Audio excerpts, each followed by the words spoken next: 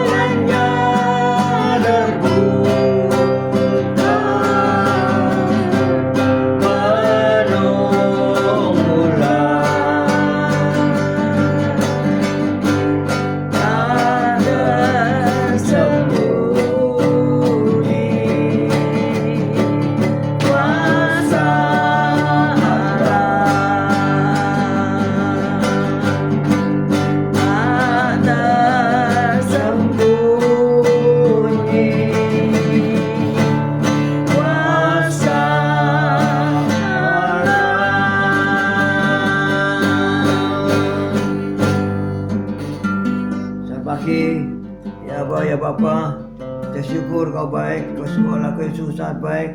Pagi hari ini Kau tetap menyertai kami dalam siaran gembala, siaran pagi hari ini ya Tuhan.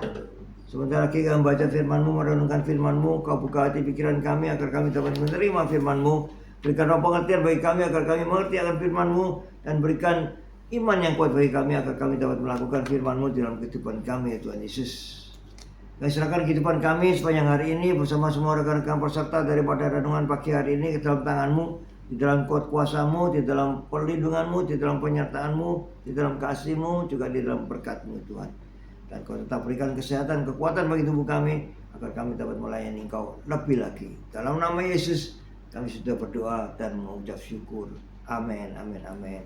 Selamat pagi Bu Lasma, selamat pagi Bu Saiman, Pak Saiman. Selamat pagi Cece Emi, selamat pagi Bu Elias, Pak Elias, Pak Bambang, Bu Vera, selamat pagi, sehat selalu ya. Pak Martin, Bu Febi, selamat pagi. Mari kita baca. Hari ini hari Selasa 12 November, kita baca 2 Korintus 8 ayat 1 sampai 7. 2 Korintus 8 ayat 1 sampai 7. Mari kita baca. 2 Korintus 8 ayat 1 sampai 7 dengan perikop pelayanan kasih. 2 Korintus 8 ayat 1. Saudara-saudara, kami hendak memberitahukan kepada kamu tentang kasih karunia yang dianugerahkan kepada jemaat-jemaat di Makedonia. Selagi dicobai dengan berat dalam berbagai penderitaan, sukacita mereka meluap, dan meskipun mereka sangat miskin, namun mereka kaya dalam kemurahan. Aku bersaksi bahwa mereka telah memberikan menurut kemampuan mereka, bahkan melampaui kemampuan mereka. Dengan kerelaan sendiri mereka meminta dan mendesak kepada kami supaya mereka juga beroleh kasih karunia untuk mengambil bagian dalam pelayanan kepada orang-orang kudus. Mereka memberikan lebih banyak daripada yang kami harapkan. Mereka memberikan diri mereka pertama-tama kepada Allah, kemudian oleh karena kehendak Allah juga kepada kami. Sebab itu kami mendesak kepada Titus supaya ia mengunjungi kamu dan menyelesaikan pelayanan kasih itu sebagaimana ia telah memulainya. Maka sekarang sama seperti kamu kaya dalam segala sesuatu, dalam iman, dalam perkataan, dalam pengetahuan, dalam kesungguhan untuk membantu, dan dalam kasihmu terhadap kami, demikianlah juga hendaknya kamu kaya dalam pelayanan kasih ini. Aku mengatakan hal itu bukan sebagai perintah, melainkan dengan menunjukkan usaha orang-orang lain untuk membantu. Aku mau menguji keikhlasan kasih kamu. Amin. Amin. Shalom Bu Viken, Pak Henry, Shalom Bu Sepsi, Pak Anton, Bu Foni, Pak Paulus Hartono, juga Esther Sepsi ya. Selamat pagi semuanya. Ini mengenai memberi ya. Di dalam sebuah negara bagian timur laut India itu ada kota yang bernama Mizoram. Perlahan-lahan negara bagian timur laut ini keluar dari kemiskinan ya. Sejak Injil diberitakan di wilayah itu, umat Kristen di sana menerapkan tradisi lokal yang dinamakan segenggam beras. Shalom Pak Yusak, Bu Ineke, Shalom Bu Titik Sulistiani. Kalau di Indonesia dikenal dengan nama jimpitan. Bener ya Pak Gem? Yeah. Pak Gem ini tinggal di Kota Porong ya, kota kecil dekat Sidoarjo ya. Nah, di Kota Porong ini tempat pertemuan daripada banyak perdagangan ya. Mau ke Malang, mau ke Pasuruan, di situ lewat Kota Porong dari Mojokerto ya. Nah, penghasilan di kota atau daerah Mizoram ini sangat miskin, penghasilannya rendah. Tetapi mereka menerapkan tradisi segenggam beras. Artinya apa? Setiap hari mereka mengambil segenggam beras dan menaruh di dalam kaleng ya. Dan pada hari Minggu nanti menyerahkannya kepada gereja. Gereja di Mizoram ini meskipun miskin menurut standar dunia, telah menyumbang jutaan dolar untuk pekerjaan misi dan mengirimkan misionaris ke berbagai penjuru dunia. Luar biasa. Luar biasa kan? Sejumlah besar warga di negara bagian itu juga percaya kepada Kristus Yesus Tuhan. Amin. Amin.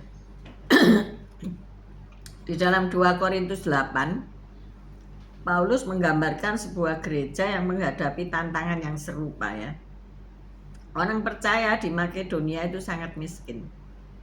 Tetapi keadaan itu tidak menghalangi mereka untuk memberi dengan murah hati ya, dan sukacita.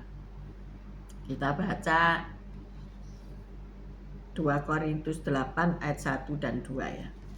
Mari kita 2 baca. Korintus 8 ayat 1.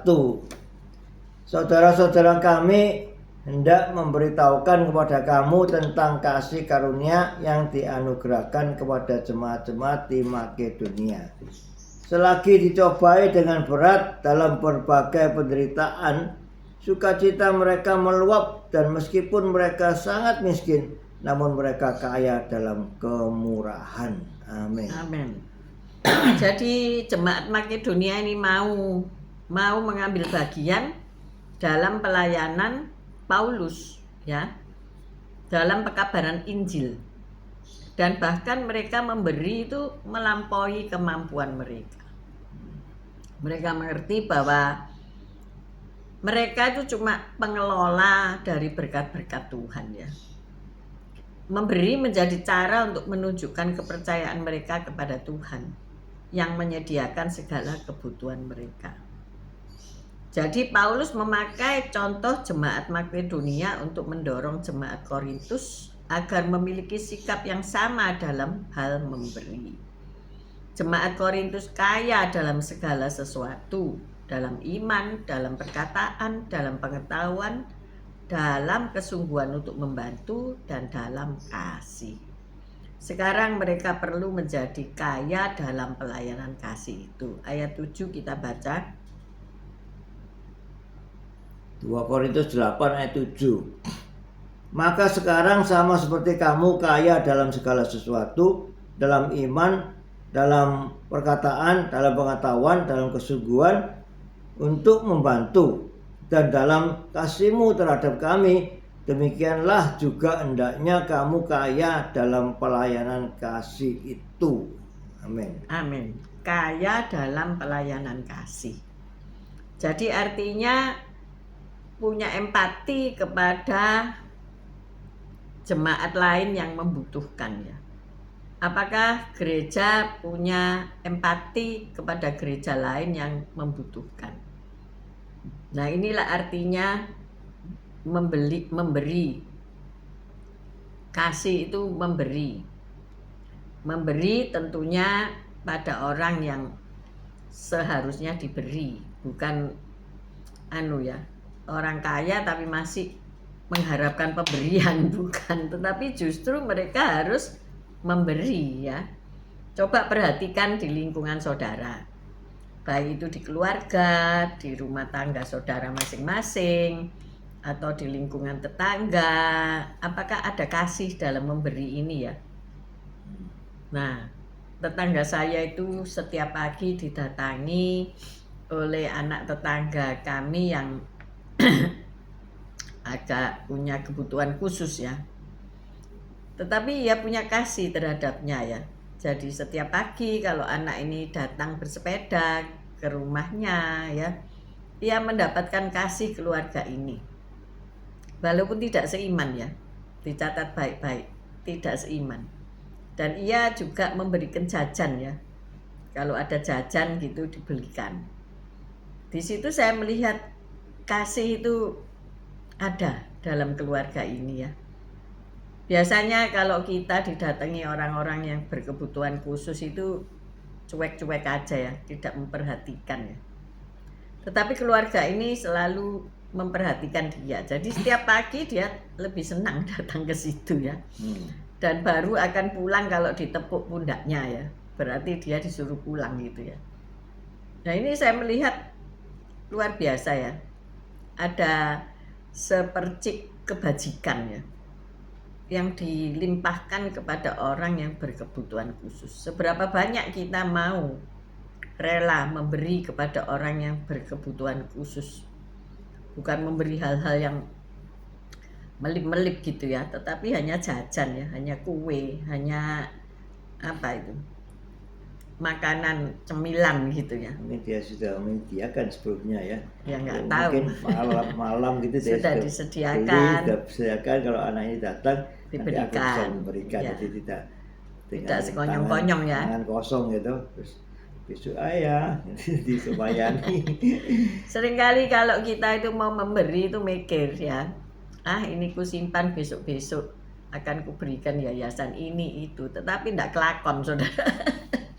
Jadi kalau ada niat itu harus segera dieksekusi, harus segera diberikan ya. Dulu waktu saya di Surabaya itu ada yayasan anak-anak yang ditinggalkan orang tuanya ya, apa dulu ya namanya, di Dharma Permai itu apa, Yayasan Kasih ya. Sering saya nggak usah kakek ngomong saudara-saudara ya, memberi beras gitu ya, terus saya tinggalkan di depan pintu, atau kalau kelihatan ada orang ya saya berikan gitu ya, supaya nggak rame-rame gitu ya. Nah itulah bentuk dari wujud daripada kita empati ya, dengan keprihatinan orang lain. Nah ini bisa ditiru ya. Seringkali ada sebuah gereja ya, waktu saya pertama kali pelayanan itu, di mana gereja itu terdiri dari anak-anak yang diberi beasiswa oleh gereja tersebut. Mereka diwajibkan untuk beribadah hari Minggu, dan mereka ternyata mendapatkan beasiswa dari sebuah yayasan Kristen yang memperoleh dana dari luar negeri, tetapi bukan dari yayasan besar ya, tetapi mereka mengumpulkan uang makan ya. Jadi dari sopir-sopir angkot, kalau di luar negeri itu kan mereka juga terbatas ya, tidak berlimpah-limpah, bukan orang kaya ya. Jadi bukan orang kaya yang memberi, mereka orang-orang pekerja keras ya. Sopir-sopir angkot itu, sopir bis ya, itu memberikan uang makan siang mereka ya. Mereka rela tidak makan dalam satu hari, mungkin 3 kali makan, mereka hanya 2 kali makan. Yang 1 kali makan itu disisihkan untuk disumbangkan sebagai beasiswa dari anak-anak yatim piatu ini. Saya melihat gini, luar biasa ya, sehingga mereka bisa mensekolahkan beberapa anak gitu ya dari yayasan tersebut. Saya pikir-pikir, untuk memberi tidak usah nunggu kaya ya, bener nggak Pak Gem? Kapan kaya? Kapan kayanya? Kita ini standar kayanya beda-beda ya. Ada orang yang menganggap bahwa punya uang 100.000 itu sudah kaya raya ya. Ada seorang pengemis yang dikasih oleh anggota pemerintahan itu uang 10.000 ya. Dan ia berkata, loh kok dikasih 10.000, orang ini gila barangkali. Jadi biasanya mungkin orang kasih 1.000, kasih uang receh-receh, tapi ini beliau dari jajaran pemerintahan ini memberikan 10.000 ya. Malah dikatain gila. Malah dikatain tidak wajar gitu ya. Nah ini bentuk apa, kasih yang ya mungkin di luar nalar kita ya, memberi yang terbaik. Seharusnya demikian ya, memberi yang terbaik gitu ya. Ya karena terlalu banyak orang memberi receh-receh, akhirnya kalau dikasih 10.000 orang yang ngasih dianggap gila. Ya inilah dunia ya, Di luar kebiasaan. di luar kebiasaan ya, aneh gitu bagi dia ya. Memberi itu harus punya ini ya, kemurahan tadi itu. Ya murah hati itu ya. Buah roh ya, kemurahan. Jadi peristiwa segenggam beras ini ternyata di Indonesia pun terjadi gitu ya. Kalau di RT itu di kampung-kampung ada jimpitan ya, jimpitan. Nanti kalau ada mungkin yang kesusahan atau dan sebagainya bisa disumbangkan begitu ya. Jadi ada dana kas gitu ya. Nah, apakah di RT saudara ada ya? Apakah di gereja saudara ada? Ada. Yaitu bagian diakonia ya, yang menerima sumbangan-sumbangan apapun ya, entah itu pakaian, entah itu makanan, entah itu ya pokoknya segala macam lah yang bisa disalurkan gitu ya. Kalau gereja di luar negeri itu punya tong hijau ya. Di situ tempatnya orang-orang membuang baju-baju yang dia sudah enggak pakai ya. Tapi baju yang baik ya, bukan baju yang sudah gombal. Bukan daster rawak-rawek ya. Tetapi baju yang bisa dipakai, masih pantas, layak pakai. Nah, itu orang juga boleh ngambil sesuka hati ya. Silakan yang naruh dan ada yang ngambil gitu ya. Nah, seringkali kalau di gereja kami kan saya kumpulkan untuk disumbangkan kepada yayasan gitu ya, atau gereja lain yang membutuhkan gitu, diorganisir ya supaya ndak galau gaduh gitu ya. Nah, inilah hal-hal yang dari hal-hal yang kecil yang kita bisa lakukan, yang menunjukkan bahwa kita prihatin ya. Kita punya keprihatinan, kita punya empati untuk memperhatikan orang lain yang membutuhkan. Dan tidak usah nunggu kaya raya ya, tidak usah nunggu jadi konglomerat untuk mungkin menyisihkan dana untuk gereja ya. Kalau di luar negeri itu murid-murid juga menyisihkan uang jajannya ya, untuk pembangunan atau penyewaan satu gedung gereja ya. Jadi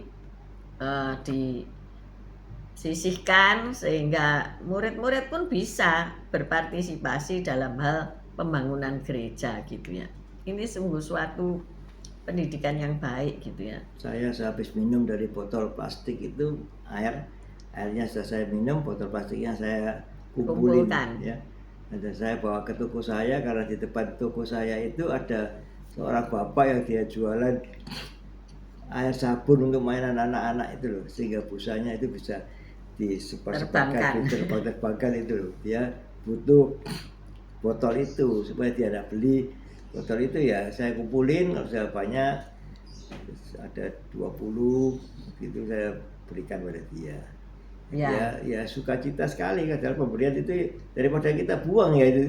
Jadi ini kumpulkan ini ya, kumpulkan botol-botol ini dikumpulkan ya, ditaruh plastik, kresek, terus dikumpulkan terus. Nah itu tiap seminggu sekali kan sudah kumpul banyak, itu diberikan kepada pedagang mainan anak itu ya. Tapi di gereja juga saya kumpulkan untuk dirombeng. Untuk dijual, dirombeng, entah siapa yang menjual merombeng nanti ya dananya terserah mau dipakai apa untuk dia, supaya tidak ngotor-ngotori tempat sampah ya. Jadi tempat-tempat plastik itu kan dirombeng laku gitu ya. Pada dibakar ya lebih baik. Karton-karton dijual ya, atau diberikan pada pemulung itu, mereka sukacita sekali. Ya ada pemulung kadang mau botol-botol ini ya mau. Jadi banyak hal ya, banyak cara di mana kita ikut terlibat di dalam pelayanan kasih ini ya. Ada rasa empati lah. Ya, walaupun kita sendiri mungkin juga memerlukan dana, berjuang untuk mendapatkan dana, tetapi ketika kita ini punya hati untuk memberi, maka tidak persoalan, tidak usah nunggu dananya sampai mentok gitu ya. Karena kita tidak pernah puas ya. Kita tidak pernah puas, nanti jualan omsetnya minta sekian, nanti bulan depan minta double, nanti bulan lagi minta triple, terus menerus. Karena apa? Juga meningkat ya, kebutuhannya itu jadi meningkat. Tetapi ingat, kita harus menyisihkan sebagian untuk orang-orang yang dalam penderitaan ya, bukan untuk orang-orang untuk eng-eng. Untuk mereka menikmati hidup, bukan. Selagi mereka dicobai dengan berat, orang-orang yang mungkin tidak bisa makan ya. Kalau saya perhatikan di medsos itu ya, ada makan siang gratis ya. Jadi berapa biji yang disediakan? 200 porsi ya. Siapa aja yang boleh makan, terserah siapa aja boleh makan gitu. Yang membutuhkan makan siang gratis itu. Nah, kalau mau dicoba Ya monggo, silakan siapa yang mau memasakkan. Itu Senin sampai Jumat saudaraku ya. Setiap hari 200 porsi. Ada yang dengan cara dijual murah ya. Satu itu bungkus cuma 4.000. 3.000, 3.000 atau 4.000 dan itu hanya 10.000 sebetulnya. Kita bikinnya biayanya 10.000, makan lebih itu dijual cuma 3.000-an. Dijual 3.000 supaya mereka beli. Ya kalau mereka beli pasti mereka makan gitu. Kadang-kadang kalau kita cuma memberi tok, kadang-kadang kalau dia tidak suka dibuang ya. Tapi karena dia beli, dia pasti makan itu karena dia beli. Walaupun itu dengan cara mereka mau juga memberi ya, terus mereka bisa menerima itu. Jadi ada sebuah mobil yang jualan cuma 4.000-an, itu nanti berhenti parkir di tempat-tempat keramaian gitu ya. Ya tentu aja 1 jam sudah ludes gitu ya. Karena hari-hari ini hari-hari yang sulit memang ya. Mereka ojol, mereka Gojek, mereka orang-orang yang istilahnya mencari nafkah di jalanan ya, untuk mengantar barang dan sebagainya, itu diterik matahari ya. Kalau mau ndak usah angel-angel ya, ndak usah mahal-mahal, wis bikin es sirup atau es teh gratis itu luar biasa ya. Es teh gratis di tengah-tengah hari bolong yang panas ndak karu-karuan tuh, kasih aja, atau air mineral gratis gitu ya. Kalau nggak mau repot, 1 gelas air mineral gratis aja itu sudah wow banget gitu loh ya. Jadi banyak cara kita mau memberikan empati kepada orang yang membutuhkan. Nah, saya percaya ketika kita terlibat dalam hal-hal kasih seperti ini, Tuhan tidak pernah berutang. Ingat, Tuhan tidak pernah berutang. Tidak ada orang miskin karena memberi ya. Ketika orang makin memberi, maka ia makin diberkati. Karena apa? Ia menyalurkan dana dari surga. Amin saudaraku ya. Pasti akan hidup dengan segala kelimpahan. Amin. Jangan pelit-pelit ya. Ayo kita berdoa. Haleluya, Tuhan. Terima kasih Tuhan Yesus atas firman-Mu. Ya Tuhan, Kau melalui firman-Mu ini sudah mengajarkan kami untuk kami bisa punya hati yang murah hati. Ya, kemurahan, ada kemurahan di dalam kami, ada buah-buah roh yaitu kemurahan, sehingga kami bisa dengan ringan tangan kita mau memberi kepada orang-orang yang membutuhkannya ya, sehingga kita tidak menjadi pelit ya, sehingga kita mau memberi dengan sukacita dan bagi orang-orang yang membutuhkan. Terima kasih Tuhan Yesus, sehingga kami telah Engkau ajarkan dengan kasih-Mu itu, sehingga kami mempunyai kasih, mempunyai murah hati, sehingga ada kemurahan itu untuk kami bisa melakukan, mempraktekkan kasih itu di dalam setiap hari. Kami bisa memberi yang terbaik untuk orang-orang yang membutuhkan. Juga kamu jadikan kami saluran berkat-Mu ya Tuhan Yesus. Terlebih dahulu Engkau sudah memberkati kami luar biasa, sehingga kami mau menjadi saluran berkat. Terima kasih Tuhan. Haleluya. Amin. Bapak, kami mengucap syukur, berterima kasih karena hari demi hari Engkau mengajar kepada kami firman-Mu. Dan biarlah firman ini tertanam dalam hati kami dan kami punya kekuatan untuk melakukan firman-Mu.